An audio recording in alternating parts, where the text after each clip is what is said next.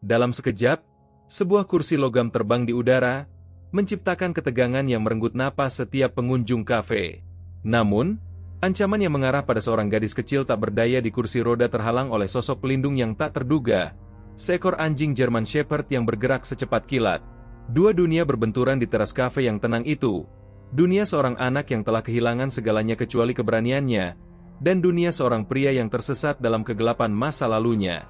Tak seorang pun menduga bahwa pertemuan penuh ketegangan ini akan menjadi awal dari kisah penebusan dan penyembuhan yang luar biasa, di mana seekor anjing dengan masa lalu heroik menjadi jembatan yang menghubungkan tiga jiwa yang terluka oleh kehilangan. Inilah kisah tentang luka-luka tersembunyi, kesetiaan tanpa batas, dan keluarga yang ditemukan dalam cara paling tak terduga. Sebuah kursi logam bergesek keras di atas lantai beton kasar saat dilempar dengan kasar oleh seorang pria berjaket kulit, langsung mengarah pada seorang gadis kecil yang duduk tak berdaya di kursi roda. Sesaat, waktu seolah berhenti. Orang-orang di sekitar yang memegang cangkir kopi bergetar di tangan mereka, hanya bisa memandang dengan terkejut. Lalu secepat kilat, seekor anjing German Shepherd menerjang ke depan dengan kecepatan luar biasa. Tubuh kuatnya menjadi perisai hidup antara kursi yang melayang dan anak yang rentan itu. Bibirnya tertarik dalam geraman diam yang tajam, peringatan yang begitu mengintimidasi hingga orang dewasa di sekitarnya pun mundur secara naluriah. Diego, pengendara motor itu, berdiri dengan kaki terbuka lebar. Sebuah senyum tipis tersungging di bibirnya yang tak sampai ke matanya, mata yang menyimpan emosi yang jauh lebih dalam dan kelam. "Ada masalah apa?" ejeknya. Suaranya menggema di teras kafe yang kini hening. "Cuma bercanda, kok." Sofia Ortega dulunya adalah anak yang penuh semangat. Selalu berlari daripada berjalan, bernyanyi daripada berbicara. Semua itu berubah pada suatu Selasa malam yang hujan, ketika seorang pengemudi mabuk masuk ke jalur berlawanan di Jalan Raya 16. Kecelakaan itu merenggut nyawa kedua orang tuanya dan menghilangkan kemampuannya untuk berjalan dalam satu kejadian tragis. Kini di usia 6 tahun, Sofia menjelajahi dunia dengan kursi roda anak-anak. Tangan kecilnya menjadi kuat karena harus mendorong sendiri, dan rambut pirangnya sering dikepang rapi oleh Bibi Elena yang kini menjadi walinya. Meskipun kehilangan kemampuannya untuk berjalan, Sofia mendapatkan cara pandang baru terhadap kehidupan. Steve, psikolog di Glendale Memorial, sering berkomentar bahwa tatapan Sofia tampak terlalu bijak dan penuh pengertian untuk seorang anak yang telah mengalami kehilangan sedalam itu. Namun momen-momen kegembiraan masa kecil tetap muncul, terutama saat Bravo, anjing layanan German Shepherd-nya, berada di sisinya. Bravo adalah hadiah terakhir dari ayahnya, yang diatur sebelum kematiannya melalui koneksi di unit K9 tempat Miguel Ortega bekerja sebagai polisi. Anjing German Shepherd itu sangat cocok menjalani perannya dalam hidup Sofia, setelah menghabiskan 3 tahun dengan prestasi luar biasa di unit K9 Departemen Kepolisian Glendale, khususnya dalam misi pencarian dan penyelamatan. Latihannya begitu luar biasa hingga ia secara khusus dihargai karena berhasil menemukan 2 anak yang terperangkap di bawah runtuhan setelah ledakan gas. Bravo beradaptasi dengan baik dalam perannya yang baru sebagai anjing layanan, menggantikan tugas kepolisian dengan kewaspadaan penuh untuk mendampingi Sofia. Tali kekangnya yang dibuat khusus membantu Sofia menstabilkan diri saat bergerak, dan kehadiran Bravo yang mengesankan mampu mengalihkan perhatian tidak diinginkan dari kursi rodanya. Namun Bravo bukan sekadar asisten bagi Sofia. Dia adalah pelindungnya, sahabat kepercayaannya, dan jalannya menuju kemandirian. Diego Herrera dulunya bukanlah orang yang bisa membuat anak kecil takut. Sebelum 3 kali penugasannya di Afghanistan, dia dikenal dengan senyumnya yang ramah dan tangan terampilnya dalam latih anjing militer dengan kesabaran luar biasa. Namun perang mengubahnya secara mendalam, menggantikan ketenangannya dengan kecemasan tajam dan ledakan kemarahan yang tak terduga. Dia dihantui oleh kenangan ledakan, gonggongan putus asa dari anjing K9-nya yang memperingatkan, dan tindakan heroik sahabatnya Miguel yang menyelamatkannya dari ledakan itu. Kepulangan Diego ke kehidupan sipil dipenuhi kegagalan, dari kehilangan pekerjaan akibat kemarahan mendadak hingga hubungan pribadi yang rusak karena mimpi buruknya. Ia memilih hidup soliter, bergantung pada apapun yang bisa menenangkan pikirannya walau hanya sementara. Jaket kulit dan motornya menjadi perisai terhadap dunia yang terasa tak bisa dimengerti. Dengan deru mesinnya membantu menutupi dengungan konstan di telinganya, gema dari masa lalu yang tak bisa ia tinggalkan. Jika Anda mengikuti kisah ini sejauh ini, klik tombol suka dan beritahu pendapat Anda di kolom komentar. Dari kota manakah Anda menyaksikan video ini? Dukungan Anda sangat berarti bagi kami untuk terus menghadirkan konten yang menginspirasi. Mari kita lanjutkan perjalanan penuh makna ini bersama Sofia, Bravo, dan Diego yang saling terhubung oleh benang takdir yang tak terlihat. Pagi itu, Glendale disambut langit biru cerah seolah menjanjikan hari yang penuh kemungkinan. Di Rosewood Cafe, teras luar ruangan sudah ramai sejak pagi dengan pengunjung tetap, termasuk para profesional yang mengambil kopi pagi mereka, pensiunan yang menikmati sarapan dengan santai, dan warga lokal yang menganggap kafe itu sebagai kantor kedua. Di Rosewood Cafe, sebuah meja di sudut, jauh dari keramaian utama, telah menjadi tempat langganan untuk Sofia dan Bibi Elena. Para staf yang paham ruang yang dibutuhkan kursi roda Sofia selalu memastikan meja ini tersedia untuk kunjungan mingguan mereka setiap Selasa pagi. Duduk tegak di kursi rodanya, kaki Sofia diselimuti selimut lembut meski cuaca hangat, sebagai langkah pencegahan untuk sirkulasi darahnya yang selalu diperhatikan oleh Elena. Bravo berbaring di sampingnya, tetap dalam posisi diam sempurna, matanya tajam mengamati sekeliling. Di atas meja mereka ada susu coklat milik Sofia, kopi hitam milik Elena, dan sepiring scone blueberry yang sedang dipotong-potong kecil oleh Sofia. Jangan lupa latihannya nanti, ingat Elena sambil menyeimbangkan kacamata bacanya dan melirik agenda. Dr. Weston senang dengan perkembangan kekuatan tubuh bagian atasmu, tambahnya. Sofia mengangguk, tapi perhatiannya teralihkan oleh seekor kupu-kupu raja yang hinggap di semak dekat situ. Bibi Elena, apa kupu-kupu bisa mengingat saat mereka masih ulat? Tanyanya penasaran, pikirannya melayang dari rutinitas ke hal-hal yang lebih mendalam. Elena yang sudah terbiasa dengan cara pikir Sofia yang cepat berubah, tersenyum lembut. Itu pertanyaan bagus buat pelajaran IPA kamu nanti, sayang. Ia lalu memeriksa jam tangannya dan sedikit mengernyit.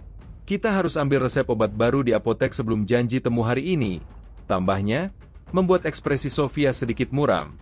Pengobatan baru itu dimaksudkan untuk mengurangi rasa nyeri tajam yang kadang menjalar di kakinya. Sensasi seperti hantu dari saraf yang belum menerima kehilangan kendalinya. Setelah meyakinkan Sofia bahwa semua akan baik-baik saja, Elena pergi sebentar ke apotek, meninggalkan Sofia dengan Bravo di kafe. Saat langkah Elena menjauh melintasi teras, Sofia memusatkan perhatian pada susu coklatnya, memegang cangkir plastik itu dengan kedua tangan seperti yang dia pelajari di terapi okupasi. Di sampingnya, Bravo duduk siaga, posturnya santai namun siap. Di sekitar mereka, beberapa pengunjung kafe mengangguk atau tersenyum ke arah Sofia. Dia telah menjadi sosok yang dikenal di sana. Sikapnya yang tenang dan sesekali tawariang menjadikannya simbol keteguhan hati yang menginspirasi banyak orang. Suasana pagi yang damai terus berlanjut selama sekitar 10 menit lagi.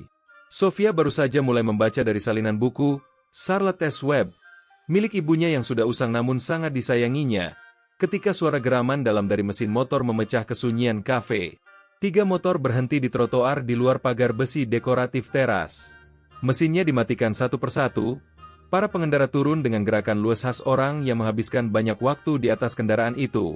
Pemimpin kelompok itu, pria yang lebih tinggi dan kekar dari dua lainnya, melepas helmnya dan memperlihatkan rambut pendek dengan garis-garis uban di pelipisnya.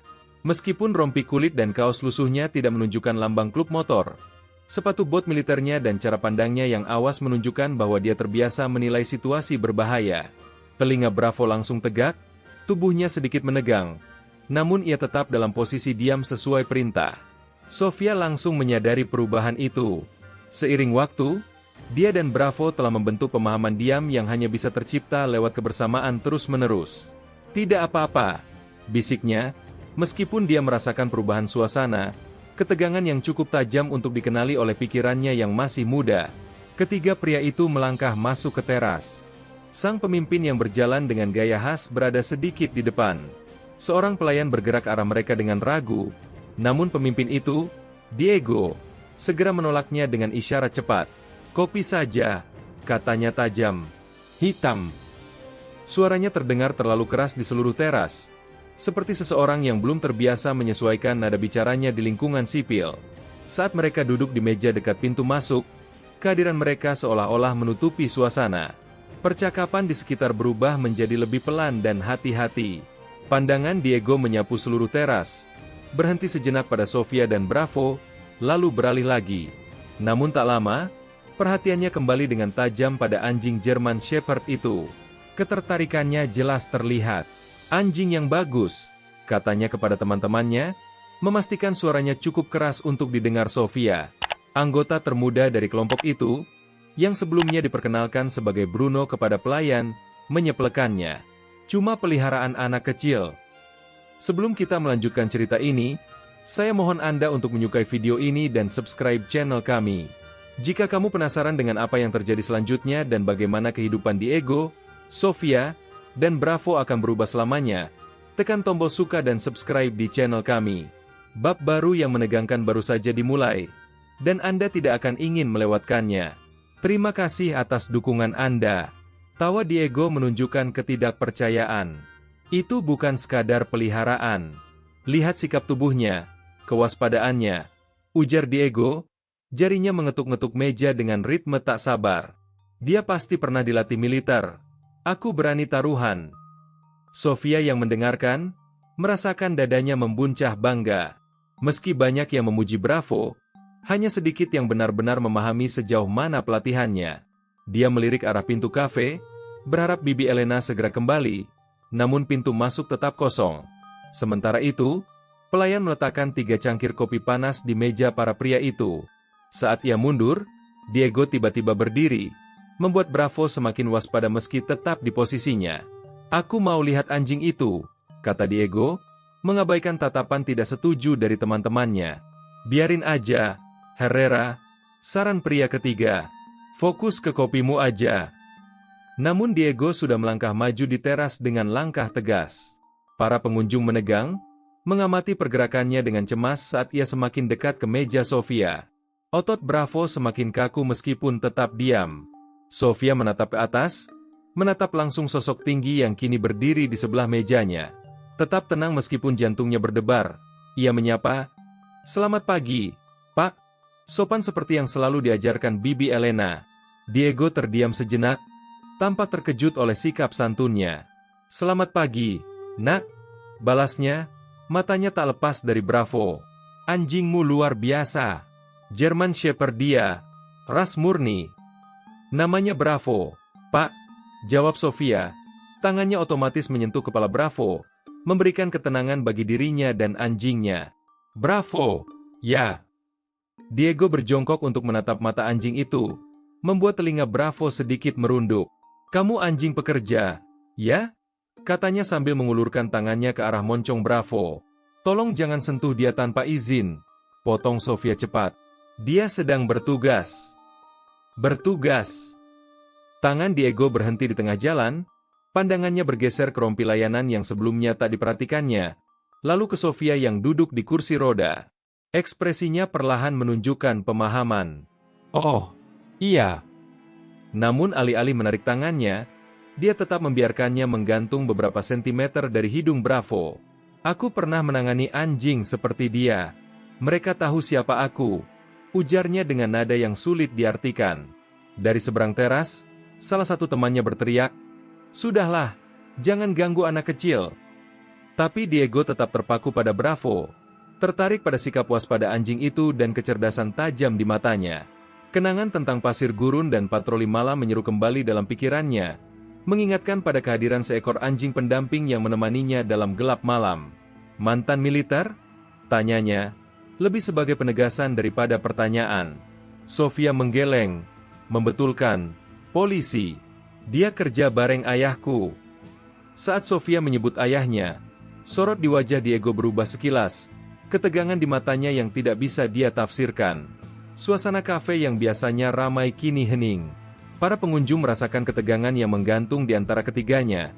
Pria, anak kecil, dan anjing yang tetap siaga. Bravo tetap tak bergerak. Namun Sofia bisa merasakan ketegangan pada tubuhnya, getaran halus dari pengendalian diri di bawah sentuhannya. Matanya kembali melirik arah pintu masuk kafe, berharap Bibi Elena segera muncul. "Jadi ayahmu polisi?" Suara Diego terdengar lebih kasar, sedikit tajam. "Dulu," jawab Sofia. Penggunaan waktu lampau itu syarat makna yang tak terucap. Sebuah kilatan pengenalan, atau mungkin bayangan masa lalunya sendiri, melintas di mata Diego. Ia berdiri tegak, menjulang di atas meja untuk sesaat. "Anjingmu hebat," katanya lagi, nadanya kini terdengar kaku. Ia melangkah mundur 1-2 kali, lalu tiba-tiba berbalik dan berjalan kembali ke arah teman-temannya. Saat dia pergi, Sofia menghembuskan napas yang tak sadar ia tahan sejak tadi. Pandangan Bravo mengikuti langkah mundur Diego di sepanjang teras, kewaspadaannya tidak berkurang sedikitpun. Perlahan, obrolan normal di kafe mulai kembali terdengar, meski beberapa pengunjung masih melemparkan tatapan khawatir ke arah meja Sofia. Meski percakapan berlanjut, gema dari pertemuan tadi masih terasa. Saat Diego kembali ke kelompoknya, percakapan mereka terdengar semakin hidup, diselingi tawa keras yang terdengar lebih dibuat-buat daripada tulus. Sofia mencoba kembali fokus pada bukunya, tapi matanya terus-menerus terpaku pada kalimat yang sama. Pikirannya terpecah antara teks dan perasaan bahwa dia sedang diawasi. Bravo juga sepenuhnya sadar akan pengawasan itu. Dia tetap siaga, matanya tak lepas dari ketiga pria yang sejak kedatangannya telah mengubah ketenangan pagi itu. Sofia, dengan kepekaan khas seorang anak, merasa bahwa pertemuan singkat tadi bukanlah kebetulan, melainkan awal dari sesuatu yang lebih besar yang perlahan mulai terungkap. Diego kembali duduk bersama teman-temannya, ekspresinya campuran antara rasa ingin tahu dan ketidaknyamanan. Dia meneguk kopinya dalam-dalam, wajahnya sedikit mengernyit karena pahitnya rasa. Anjing itu dilatih polisi, katanya pelan, cukup keras agar hanya teman-temannya yang bisa mendengar, tapi tidak sampai terdengar oleh orang lain di sekitar. Dia bukan anjing layanan biasa. Bruno, yang masih tampak muda di balik janggut tipisnya, melirik ke arah meja Sofia. Mencoba mencairkan suasana, ia berkata, "Apa kamu mau bikin klub penggemar atau gimana?"